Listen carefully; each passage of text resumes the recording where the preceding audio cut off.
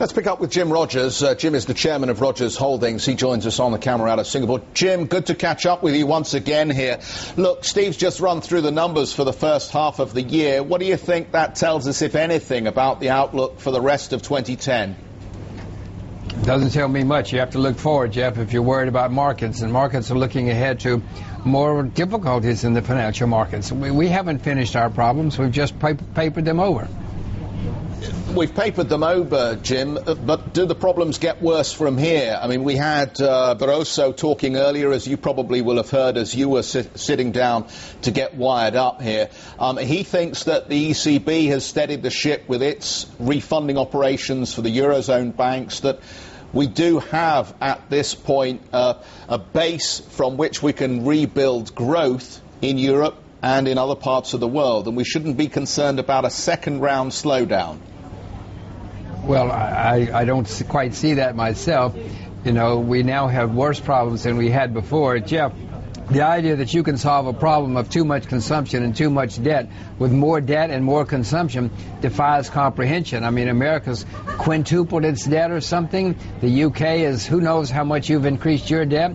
This is a problem. The people who receive the money think things are better, and they are better for them. But the rest of us are worse off and are going to have to pay the price.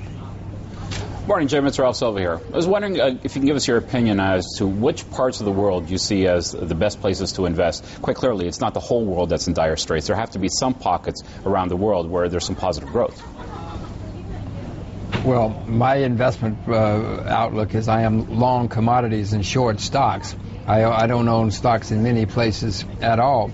I think that if the world gets better, the commodities will do better because shortages are developing. If the world doesn't get better, the world economy doesn't get better, they're going to print a lot of money, and that's always been good for real assets. The assets are in Asia. The creditor nations are all in Asia now. China, Korea, Taiwan, Hong Kong, Singapore. I mean, this is where the money is, so I'd rather be invested here than you know where the debtors are, and you know who they are. I'd rather be invested with the creditors than with the debtors. Well, Jim, I'm an entrepreneur, and a lot of the entrepreneurs that I talk to are having significant problems recapitalizing their organizations. And God forbid you even try to put up a new plant or something like that. There's just simply no money. But I think a lot of the focus of that is really in the Western world, in the UK, in France, Germany, and the US. But there have to be some kind of opportunity, some kind of industry segments that are going to look better than others. Can you give us an idea of where we're going to see some new innovation or where we would invest to get those kind of returns?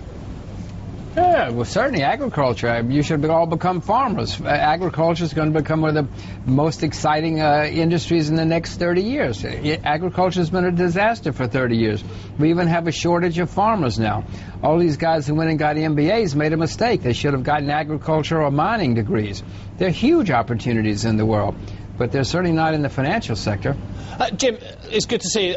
As you and I both know full well, for markets to be able to move onwards and upwards, and I appreciate your holding on equities, you have to have clarity, you have to have honesty in what actually is going on. At least in Europe now, people are getting to grips with the situation as it is, rather than denying there is a problem. Isn't this a stage further than we were a couple of years ago, and hence a stage nearer to being able to be put in a position that's long in equities? Well, absolutely. Of course, Steve. We now know that Greece is bankrupt. We now know that many countries and states in the U.S. have been lying about their financial situation. Many companies. Yes, it's good to know that things are bad. But now we have to figure out how bad they really are. And we have to figure out, you know, you said that people are, it's good to be honest, but governments keep telling us things are fine. In the United States, the same people are telling us fine who told us there was no problem with housing in 2007, who said there was no problem with subprime mortgages in 2008. Why would you listen to these people?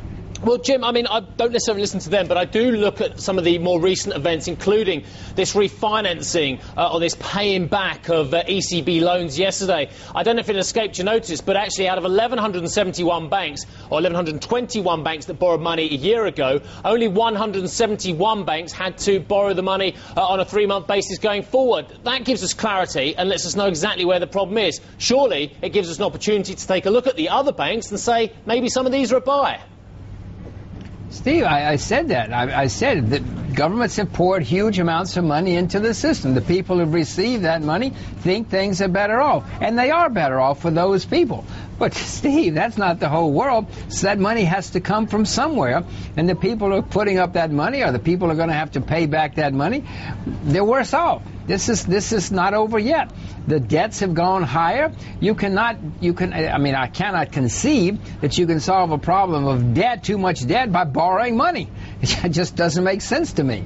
Maybe it does to CNBC, but not to me. Jim, a couple of emails in on the deflation vs inflation argument, and that seems really at the core of how you allocate your capital over the coming years.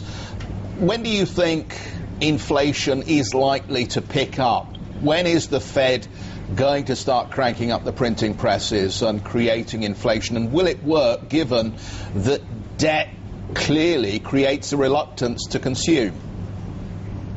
Well, Jeff, we have inflation now. I mean, anybody who shops knows that there's inflation, whether it's for education or entertainment or health care or petrol. I mean, prices are going up. Some governments lie about it. The UK government, the US government lie about it. But, Norway and Australia and India and China, I mean, many countries acknowledge that there's inflation in the situation, and there is. And it's just going to continue to get worse as shortages continue to get worse. I mean, food price, Jeff, you don't go to the shop and buy things because your butler does your shopping for you, but the rest of us know that food prices are going through the roof. Jim, I just knew that. And they're going to get worse. I just knew that was coming, and I just don't have a butler. It's just not true. But you bear with us. We're going to come back to you.